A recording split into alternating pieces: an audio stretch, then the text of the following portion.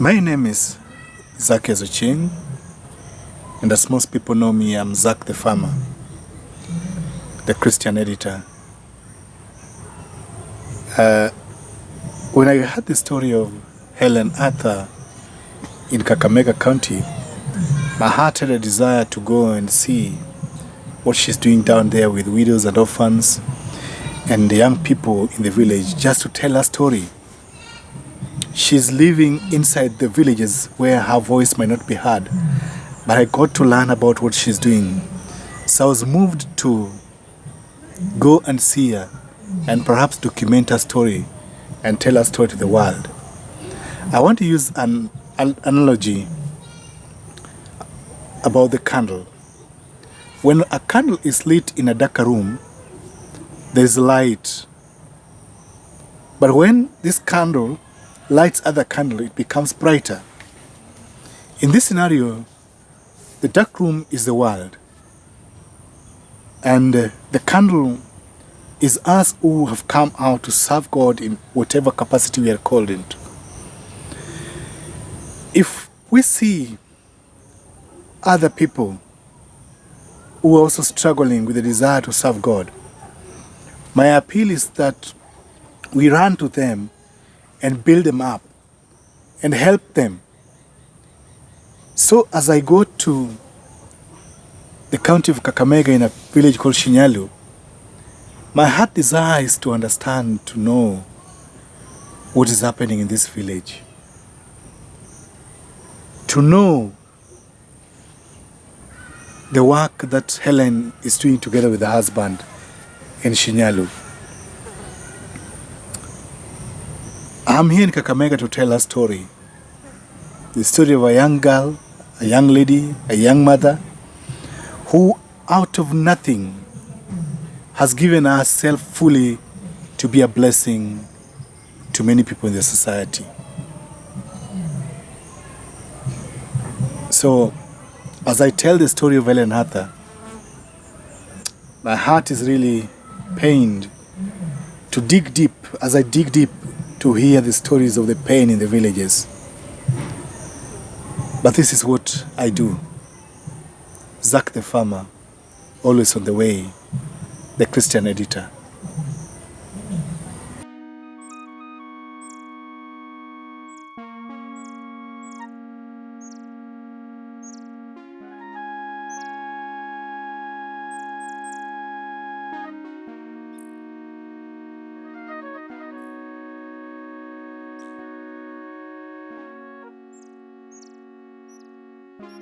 Okay, my names are Hellen Arthur. Hellen Arthur, I'm here in the village of Shabwali. Shabwali is a village that is in Shinyalu sub-county of Kakamega County in Kenya. And I am married here to my husband Arthur, and we are blessed. The Lord has blessed us with 2 kids. That is, our girl is called Hadassah and our boy Isaac. Myself, I was born in a village in Migori County, that is in bordering Kenya and Tanzania. And I was brought up in a family of 7 siblings. We had 1 brother and the 6 girls.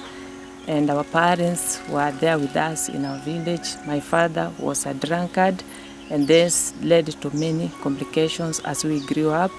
And due to this, he developed cancer that later he died of cancer, stomach cancer, and so my mother was widowed at a very young age. So myself, I was taken through to an orphanage where I managed to go through education, and I thank God.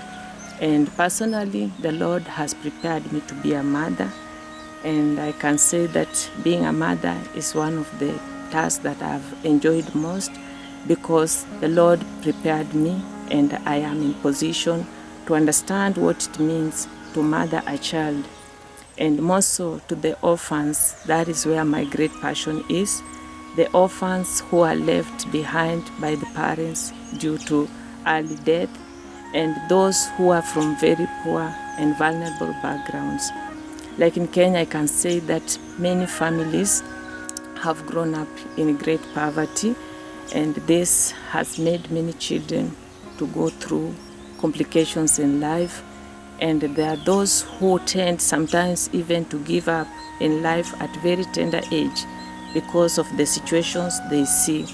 But I want to say that all that the Lord took me through has molded me to be able to understand every state of a child, every state of a widow, because I know and understand because of what I went through.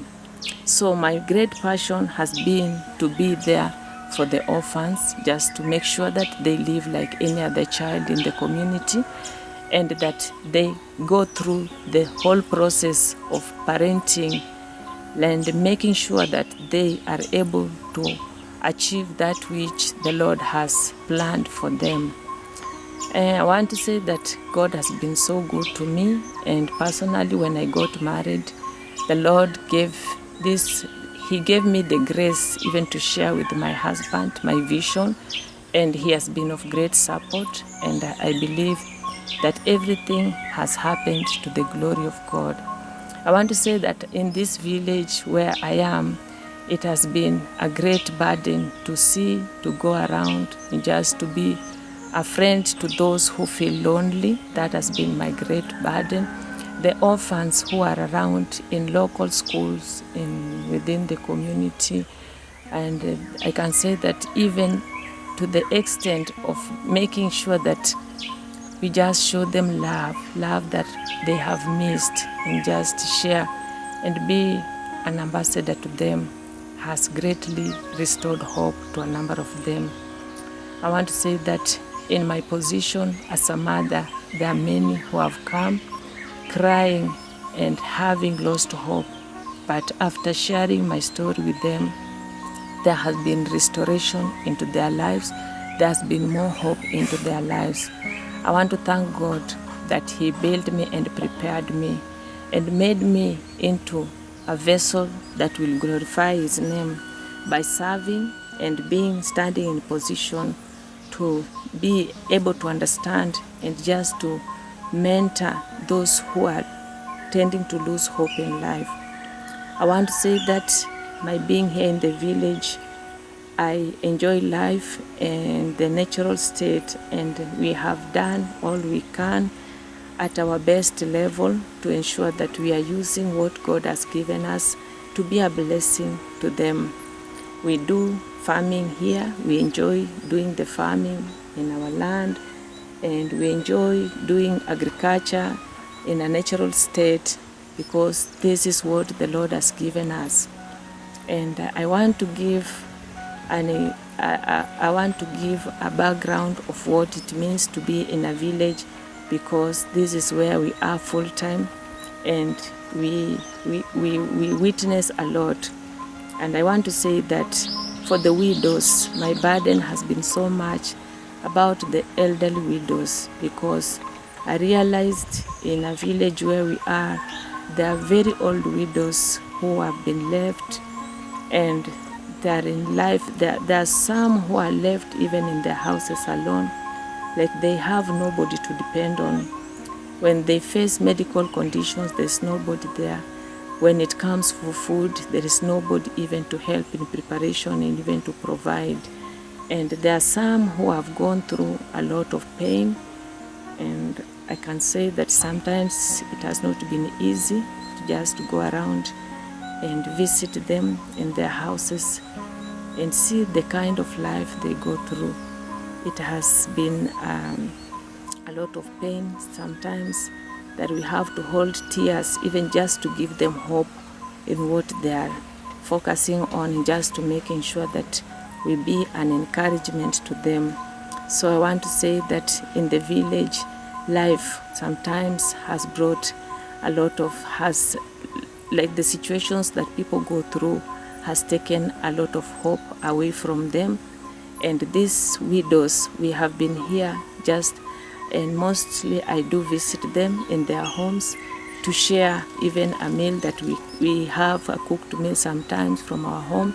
Sometimes we have things that we can share like sugar, just for ensure that they have tea, and even to ensure that there are those who just sleep on bare floor without anything, sometimes maybe on just rags of clothes. Not easy, but by the grace of God, by the grace of God, we have been able to see them and just to encourage them and just to share out love that would bring back restoration.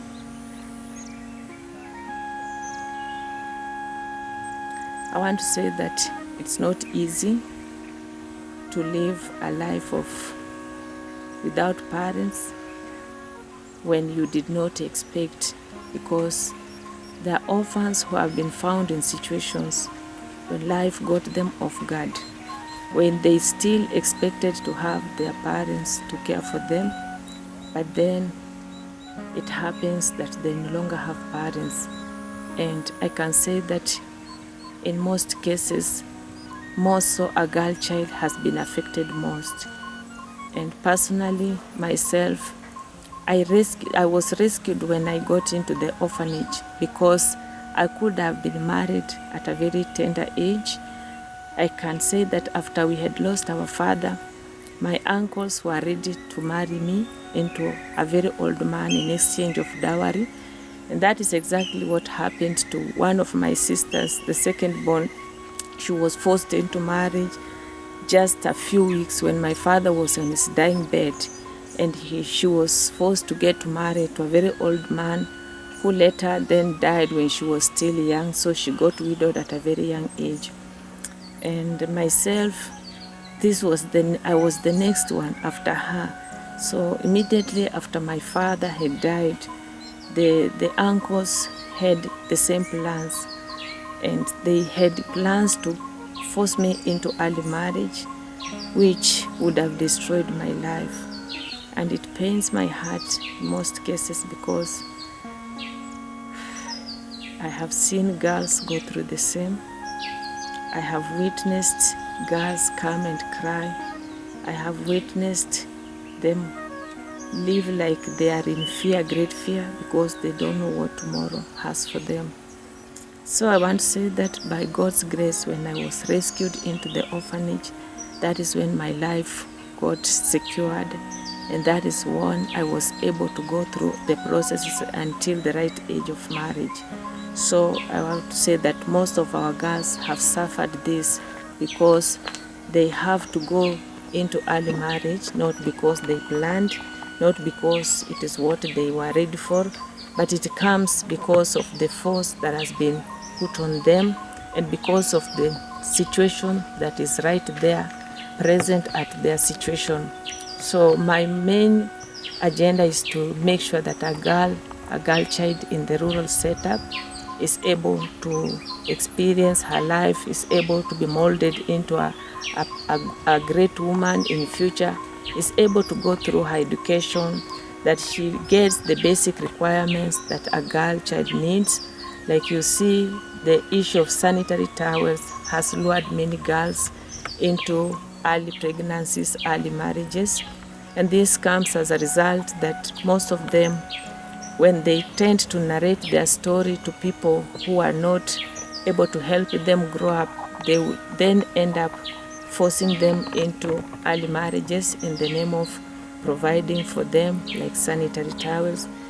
And after realizing this, I have been able to go through schools just to restore hope to such girls by just providing a piece of sanitary towels whenever possible, and just to give them hope, and just to talk to them, to encourage them that there is still hope, there is still something they can do in future, and not that they should not give up because of the complicated situations or because of the lack of sanitary towels. So it has been my passion also to ensure that a girl child, both in the rural setup and those in the local schools, we supply them with sanitary towels. I mean those from vulnerable backgrounds, and this has been of great help to them. I also have a passion also that has been there to ensure widows who are in their elderly age get this support, and we have shared with them even blankets in our recent, like what we were able to share with them recently. And we have not forgotten them during Christmas seasons. we have not celebrated alone. We have children in our village, in our surroundings, orphans, those from vulnerable families also, who have never gotten a chance to celebrate Christmas with their families. So this is one opportunity that we get to share with them. We bring them together, we invite them to have fun, we play games together, we share the word of God, and this has been of great help also to them, even psychologically and physically and just spiritually, because we share the word of God that is of encouragement to them. So I want to say that it has been of great help to us all as a community in this Shabwali village, and sometimes we do even extend our hand to the nearby villages to reach out to children of that kind, and the feedback has been so good. So I want to say that poverty is something that we have, somebody can never imagine or be happy to experience, but it comes and nobody calls upon it to come. So our main passion is to ensure that this one does not bring discouragement or does not make somebody or a child to lose hope. And I want to say that through there's a lot we do sometimes to do mentorship to these orphans, to help them understand that money is not the result of every success in life, that there are a number of things they can do that can still build their future. And that's why we have come up with the organic farming training that is even able to impact the life of many young people around our community.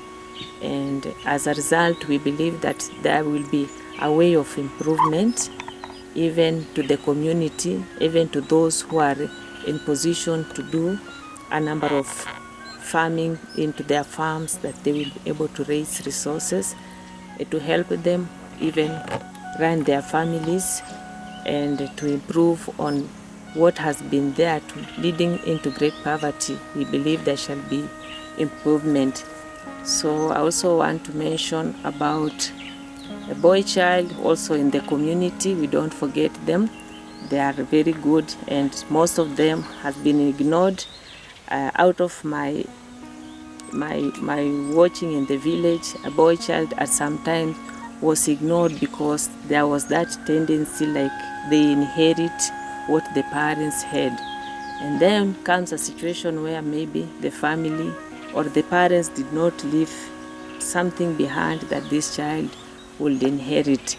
So it means at a point when the people assumed this, they were left behind. But at Hope Restoration, we have been able even to capture a boy child, and we have seen them do better. So I want to say that being an ambassador in this field, I thank God because He mentored me, and what He took me through has made me to understand this calling, has made me to see that there is always hope. It doesn't matter the situation that I meet a child in. By God's grace, we have been able to mold this child and to make sure we talk to them, we show them love, we give them hope, we just bring them together. As a father and a mother, the Lord has helped us so that we embrace to make them feel the comfort of the parents. And I can say that our home has been a home to many. We have opened up our home to many children who come in and share their story, who come in and just feel comfortable and just be able to relax at our place and have fun and just learn what we are doing. So we appreciate the Lord so much for every process and every stage in life. And I can say that by God's grace, there is always hope, and we are happy. May the Lord bless the works that He has enabled us to do, and we continue to pray that His will prevail in every way for His glory. I also had a passion of reaching out the people with the Word of God, and I didn't know how this would happen, but I can say that it was so miraculous during the organic training. After the training, we were able to reach out to people to share the word. And there's a specific day when it was just sharing the word of God and sharing the love of God. And people responded happily, and this brought joy into my heart because I see a fulfillment of what the Lord had talked to me about some years back come to true. And so this has made me to be happy and just to feel that I'll continue to serve the Lord because of his faithfulness.